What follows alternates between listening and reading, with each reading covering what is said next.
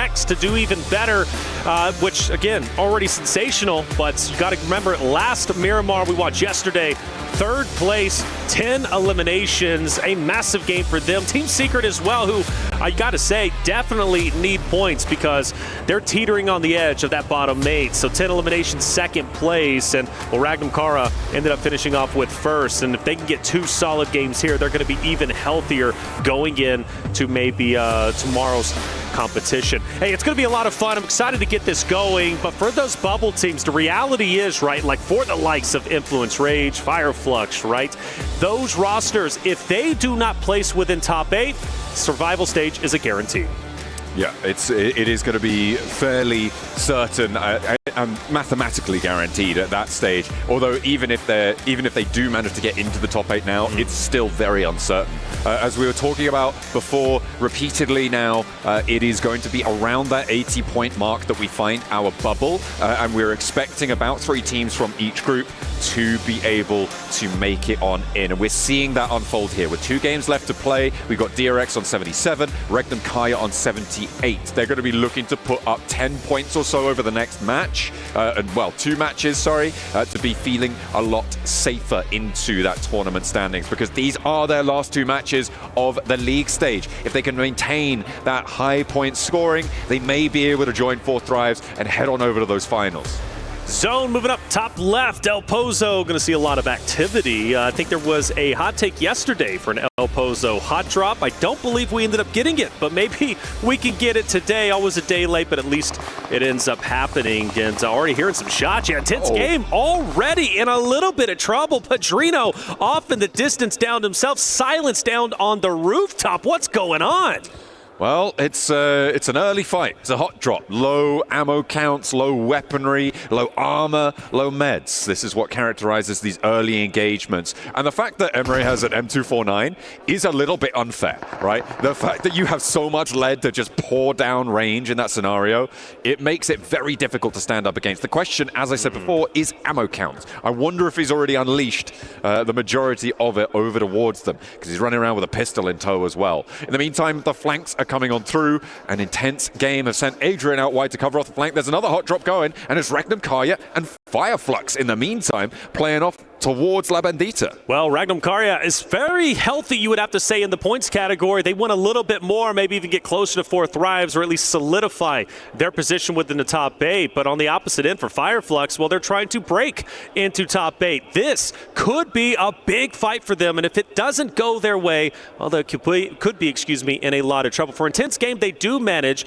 to get their teammates back up, or at least one of them, I should say. They're going to be a 3-man unit, but it doesn't mean that they're safe just yet. You got Rita crawling around going for the off angle.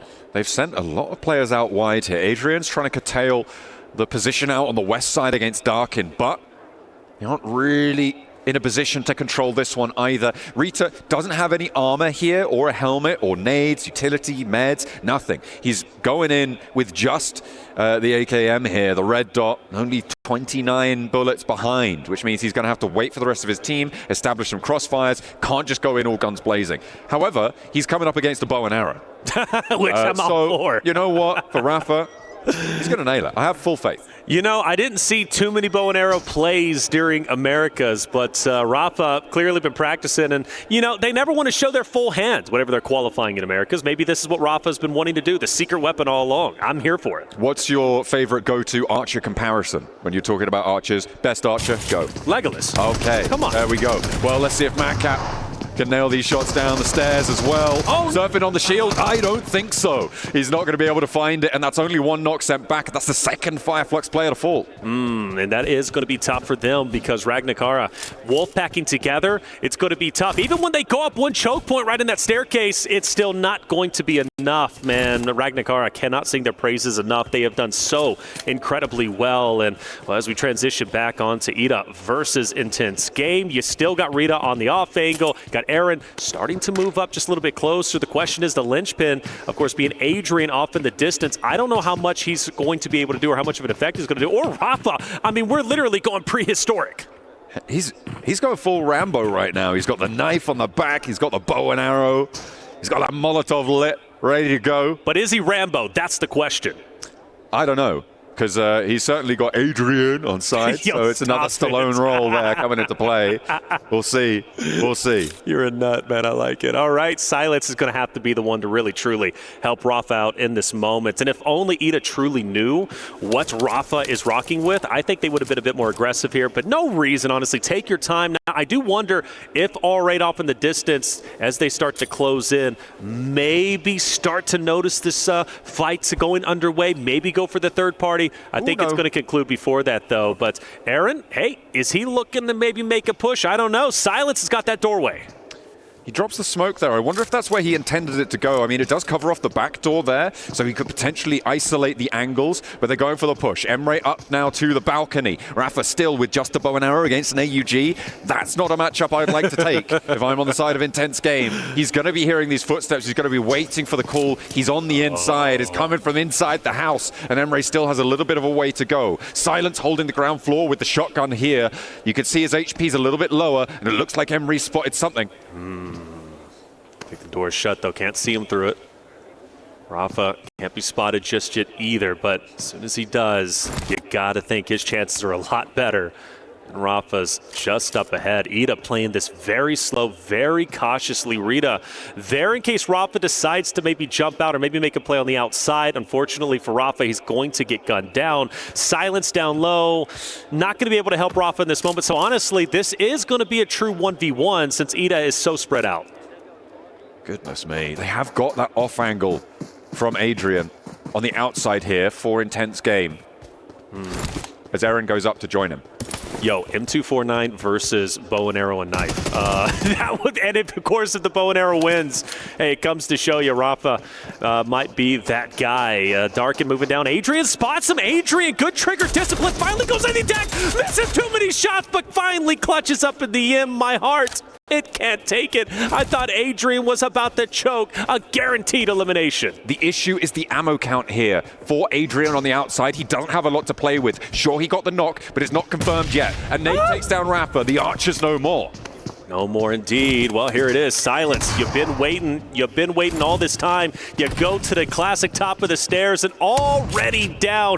Rita gets the off angle, takes him out, and Adrian, the last stand, the last attempt for Intense Game to make anything happen in game number 5. And, well, he's a maneuver and he's walking away. And honestly, he can't truly disengage because the question is, or excuse me, Eden knows exactly where he's at. Rafa goes down, and so does Adrian. And, well, there it is. Intense Game, the bow and arrow, the knife, simply not stronger than the AUG and M249.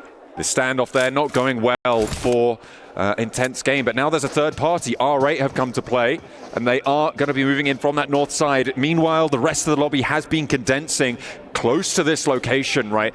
We are centering up towards El Pozo, as you said, on that early circle, and now with Prestige, he's on that north edge, has got full sight lines over towards Rita. This is going to make things hard, but IDA with 3 players can still live on.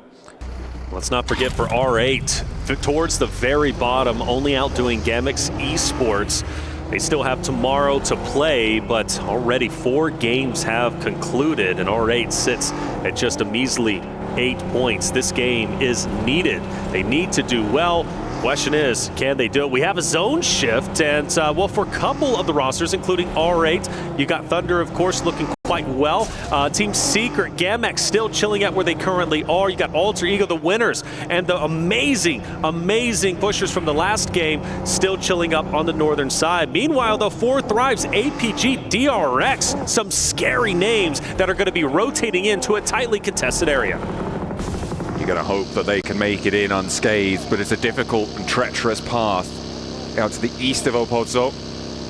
DRX currently moving up on that western side. They're going for a wide sweep here as one board behind Hyunbin on the road. We'll see if they can get on further. Regnum Kaya, they've managed to earn a point so far this match. Any point beyond 80 that they get is looking to be gravy right now. They should be happy with their position as well in this zone. They should be okay with this spot. Currently a little bit leaning towards that south edge, but they're in and they are covered off for the time being.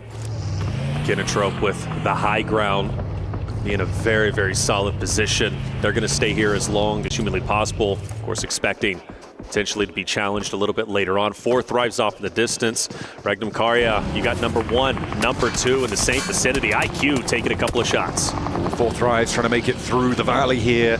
Going on down to the side. They've covered off their south flank, but Fireflux pushing up to the road to take more shots, and they clock IQ as he goes for the cross. Look for more. Noki very, very low, but just about surviving catch. Seidels on in with the M249. Plenty of ammo, plenty of guts to go for it, and he makes the play work. A nade over the top, of 4 thrives are losing 2. No 2 ways about it.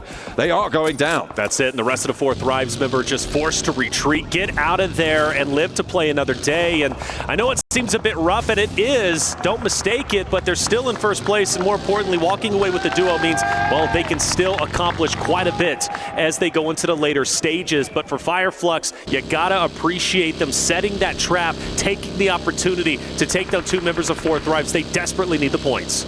Only Noki now remains, the Clutchmeister himself, looking to try and snake his way through the streets here, but not really having too much to work with. Does manage to catch a break, though, and send into the buildings. And will head up to the top floor, tries to tuck himself away. Not buying or selling at this door, shuts it firm in the face of anyone trying to move on close by, but I don't think he's going to have too much luck moving on forward, surrounded by Thunder Talk. Well, you say that, but look at what he did to Alpha 7 on Miramar, right? Just yesterday in this same game, game number 5. I don't know, it's going to be hard, but I'm becoming a bigger and bigger fan of Naki. He is truly the tip of the spear for the 4 Thrives esports roster. And, well, the zone doesn't shift too much, not a lot of movement. Vision still way off in the distance. You just noticed what 4 Thrives had to go to as they were moving in. Vision most likely going to see the same result. Everybody trying to make their move now towards San Martin. Looks like we might be on for an urban finish as we're heading closer and closer to the center. All of these teams trying to make their way on through. And at the moment, it is most of the teams in that San Martin position. Their positions out to the west as well, like Regnum Karya's spot. Going to potentially be a little bit sticky. Alpha, they've still got all 4 players alive, a little bit spread from each other, but they're still on the rotate, so they haven't fully committed. As Doc takes a tumble, he's in cover though, and he'll be all right for the time being. Gain momentum again. Fireflux with a challenge over the top. And Solus is the one laying down the fire. APG is going to have to stop in the meantime. Fireflux once again on the outskirts using the bus and whatever natural coverage that they possibly can. They just recently took down 4 Thrives, or at least 2 or 3 of them. And now they got to try to go against APG, who is a little bit split to their credit. So they're not going to be able to utilize all 4 of their members. So if Fireflux does play this right, they could do a lot of damage to APG. Unfortunately, they don't really have too much to work with here. With Solus down, they need to commit to that res. That means they only have 1 active sightline for the next 10 or 15 seconds, depending on how fast they can get back to their feet. It allows APG to regroup. You can see now they have the high ground. They're going to have brilliant angles over towards Fireflux. Excellent intel. In the meantime, Gamax, they've managed to sneak their way on through towards this peninsula of land that sits to the north of R8. This is a pretty happy position for them right now. Look at the cover that they can provide towards their back. They just need to execute on those shots, and DRX are going to challenge. But Vision being on the outskirts, they finally rotate in. They crash into hard cover, but so does APG, rotating away from the Fireflux engagement, now onto the top ground. And you've got players with off angles, you've got players inside hard cover, and it really comes down to these players on the outskirts. Zyle taking a little bit of damage, but so is Vision. Doc already going to be down top. He can't really push forward. Vision has all the line of sight straight ahead, and they're taking it to APG. I think they might be in a little bit of trouble, but again, it comes down to Zyle. I want to see what he can do on the outside. To win this fight, Zion needs to win the fight on that angle. Like you say, on the outside, it's going to come down to him. There's only 2 players on the inside, and they cannot push across the open ground towards Vision if they want to clear this fight before this position is dealt with the Nawaf out on the outskirts here. He has full cover on this run out for APG. They need to control it if they want to find that opening, that chance to move across, conclude the fight, or disengage. The difficulty is for APG, where do they go if they do disengage? They can potentially go back to their fight with Fireflux, maybe try and go over towards the north side of the road, but in the meantime, Vision actually going to disengage it for them. They're going to move out wide. And they've got to go north either way, so this fight, it's going to take a little bit, most likely might even go until the blue zone encompasses them, and then forcing them to move forward straight into Thunder Talk. And of course, 4 Thrives solo of Naki, maybe even Team Secret, but this fight, I don't know. How long does it continue to go? Well, it's really a question. APG is really the team to kind of rotate out if they decide, and I think they're doing exactly that. Right now, I'm looking at the sitting of the circle. I'm looking at R8 spot. Fireflux going to challenge for it, but I feel like whoever ends up in where R8 are right now is going to be able to clutch this one out. I would put my money on R8 right now, despite them not doing so well. They've got a really powerful spot with that ridgeline in tow that sits out to their east side. They're going to be happy with it. We'll see if they can capitalize. In the meantime, on the south side, there's been fights popping off. Yangon Galacticos and Kinotrope have been at it. But Regnum Karya now going to join in the fray with all 4 of their players and leverage that numbers advantage nicely. Yeah, very well done from them. They still have, like you said, 4 players. Loxy becoming a huge fan of him. He was the stat leader yesterday. Today, maybe a little bit slower, but make no mistake, he's still very much in the action. And taking down Law is going to be huge. Diego now has to fully commit to try and pick him back up. Meanwhile, Wild's going to be able to close some distance along with Tospic. This puts them in an even worse position. But the rest should come through. But by the time they do, he's not going to be able to heal up because you've got Regnum Karya starting to move forward. Lorazin as well into the fight, trying to draw some attention, give them time, but Law's straight back down to the floor here. A spray down on the off angle. Romeo chimes on in, and he's giving them the runaround. Regnum Karya torn from the sidelines by Yangon Galacticos. The 2 players they have still up for a scrap, and are Regnum Karya disengaging? They've sent Silas out wide, but he's just opening up the path for them to leave this one. Toshpik, though, seems pretty locked into the engagement. Karya with just 2 players left. Tospic up on the top side. Smile maybe going up top to get the cleanups, get the finishes. The question is, does he clear his left side? I don't know. No, he's going for loot. He doesn't know Tospic is just off to his left, and Tospic is going to go ahead and just chill out, spring the trap. Once Smile peeks his head up, he might be dead here. He's hopped back into the vehicle, though, and he may have just escaped catastrophe. He's so slow in the driver's seat. He's on the driver's side as well. Smile, he goes down. Is there a retribution? Is there an answer? No. Romeo's up and into the fight with Influence Rage in the meantime. That is disastrous. In the meantime, though, Toshpik's teammate Silas has fallen. Their IGL leader will go down. So 1 player for Regnum Karya. In the meantime, Romeo's still putting them through the ringer. Will lose 1, and Influence Rage are busted down to 3, but Romeo finally falls. Yeah, they take down Yangon Galacticos. Influence Rage stays up like you said, but the question is, Regnum Karya, well, they're all done for as well. Fireflux against APG. Zion's going to fall down. Reefus also very low in health. Then you've got R8 just above them, and, well, do they decide to maybe take that high ground over Fireflux? Well, in the meantime, Fireflux need to finish this fight off as quickly as possible. You know you've got it down. You know there's utility coming your way, and Scarface, half damage. He gets taken down, and there is the 3rd party from R8. Catch now, the last to stand for Fireflux. The high ground coming into effect here. Reefus claims 1 of those points. Zyol is down. Alpha are flagging a little bit. Next circle is just about to pop, and finally, Marth finds that final blow necessary to take Fireflux out of the fray. The west side shift just benefits R8 more and more. APG going for the res. Oh, can't get it. There's a huge nade to drop Reefus, and he's in no man's land. And, well, surely APG is going to be down and out. The last solo forced to just retreat away. That's top. And, in fact, he's in no man's land, even outside of the current zone. He's got Thunder Talk in front of him. He is all but done for unless he makes some miraculous plays a little bit later. Meanwhile, Influence Rage, who have miraculously stayed alive with just 2 players, putting up a heroic effort here against DRX and Co. It is still, for me, a story of how far can R8 go in this match, right? They've got a lot of control. We saw how much power they had down to that south side approach. Teams like Thunder Talk gonna have to make a similar play here. They do have a little cut of the circle, still on the outskirts of San Martin down to the south side, but R8 still have so much influence over a lot of this game, and I'm hoping that they can do a little bit more. Try and stand up, like we said we wanted to see. Good shots onto Gamix. That's gonna be another one down. Just 2 more remains. Diego keeping last remaining 2 at bay.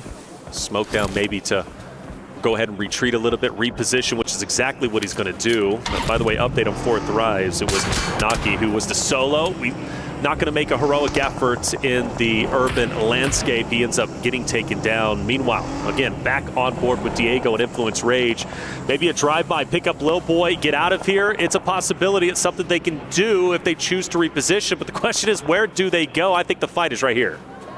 Ooh, Prestige does get clocked, and it's Alter Ego from distance. So it may not be a flush here. An ID can go and get that res for R8, but that could potentially be an opening on the south side. Vision have wrapped around. Thundertalk could potentially poke their noses in. So danger abound on that south edge for R8. 2 teams of 4 will look to go for it. Here's a replay of how Fireflux fell. Marth just lighten them up. You can see the nades from the low ground and puts that nade in as well. Fireflux in a really tricky rotate approach there. It's such an open hillside. Yeah.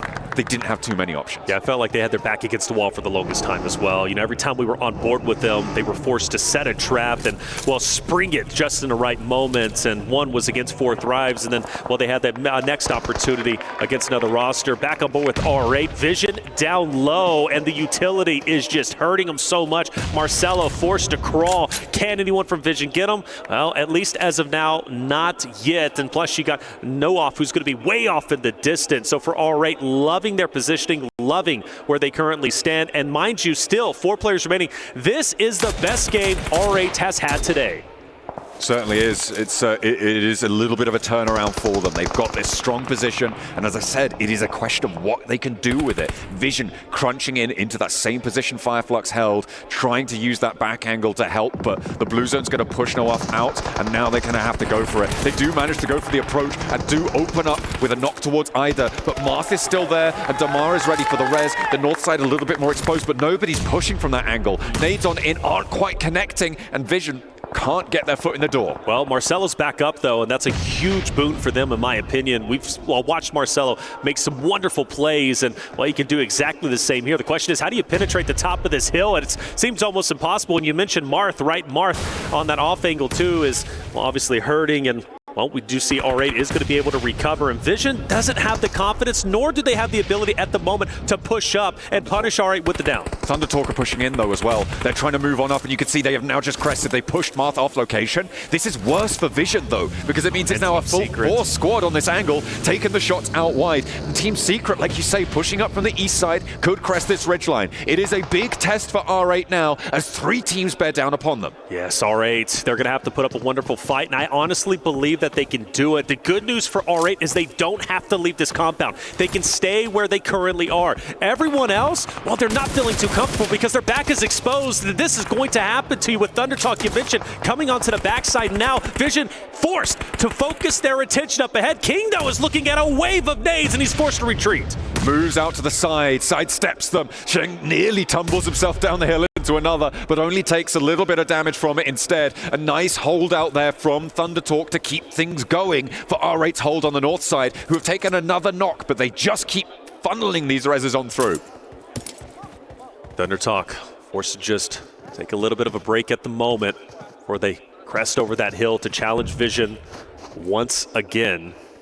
For R8, you know, they don't have to move. They're just staying where they are currently at. On the northern side, DRX and Alter Egos might be getting into a bit of a scuffle themselves, and they actually are, with Alter Ego once again onto the high ground. They have done such a great job in their positioning, and the confidence boost that they got from the last game must have been tremendous. It certainly would have been. Their play was seemingly impeccable coming on through for them. Thundertalk on the south side still trying to hold out Vision. There are teams here today who have really impressed, and I mean Alter Ego, yes, you're right to bring them up, right? In that context, they are outperforming almost everybody else when it comes to the averages. Well, in fact, they are outperforming everybody else when it comes to the averages. They are up to a, what is that, 13-point average, I believe? Right, yeah. Something like that, something in that sort of order. They have done incredibly well so far, more than that, in fact, on their first 4 matches. And we'll see what more they can do today. Are they going to be able to overtake Alpha 7 on their 6-match record? It's a question, and that would be a big statement without question. You look at Alpha 7 and what their history and what they've got. Lil Boy finally gets active onto DRX. Lil Boy and Influence Rage, right? They've been going through the blender. They've had such a tough time. Really, the only thing Lil Boy could do in that moment was just get 1 elimination, 1 additional point. But it did hurt DRX quite a bit because now they're down to a solo. They are not going to have a good time. DRX eliminated on the north side, and that leaves Alter Ego a little bit more free and clear. With all 4 of their players alive, they'll be happy about that one. They're up to 54 points on those 3 elims, adding to the 51.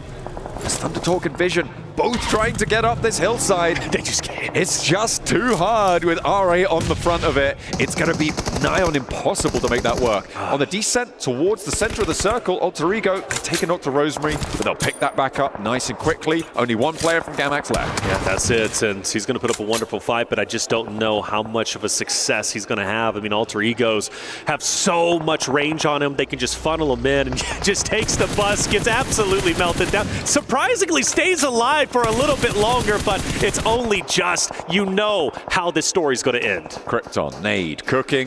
The pin is pulled. Arthur does manage to get the heel off and the reposition away from the bus, but they are bearing down upon him. He's going to lay in wait and try and look for a point here. Spots Krypton on the approach in the buggy, but gives his position away. And with a clenched fist, Arthur goes down.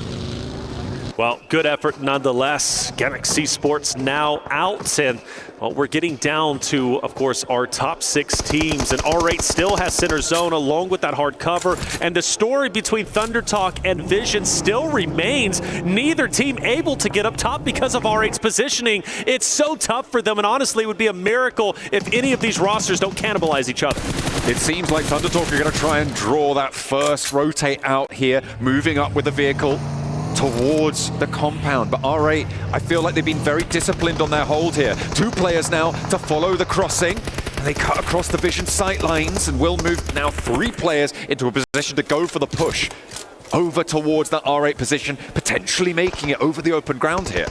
What Alone's up to, though. I think he's been spotted. Volt, good shots onto one from Thunder Talk just up ahead, but not enough to get the drop. Plenty of damage out. One player from Alter Egos, mind you, is down, and they're crashing in onto Ida. Alter Egos getting active once again, aggressive, much like they did before, but it looks like Ida is winning those engagements, and, well, they only win them for so much. Alter Egos 2 downs, but they should be able to recover. Meanwhile, for Thunder Talk, Vision finally pushing into them. Tons of utility being out, but it looks like Vision are slowly going down. The graveyard of Fireflux becomes the terminal location for 2 players of Vision as well, and now they have to play into a 2 versus 3. They find the re-knock on the Shing and the spray down towards Thunder Talk, but it is a shooting gallery, and a huge day comes over to answer the question of what can be done here. It's R8 sending more ordnance over the top, and a third party from Alter Ego. Yeah, beautiful opportunity for R8. They sniff it out, they push forward, they get the finishes, they take the players down, but like you said, Alter Ego's now starting to crash in. They gave up the compound, and now they have it.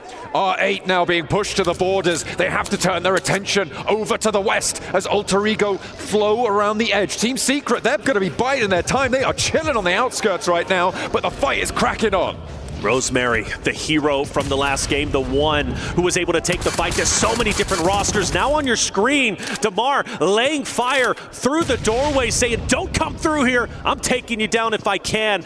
Up close and personal, CQC fights. It's going to get tense, but slowly but surely, Alter Egos continue to push forward, and R8 has no choice but to just bunker up and hold on tight. Rosemary forward position for Alter Ego. DeMar up to the wall as well for R8. They've been holding this compound like their lives depend on it. R8 have been admirable in this position, but Rosemary wants to change that story. Rewrite something here or there, but he goes down low. The challenge with the shotguns works out, and another player from R8 fell off in the distance, but they're getting the res onto Mark. The nade changes it, and Prestige goes down too. R8 finally getting pushed aside, and who else but Alter Ego?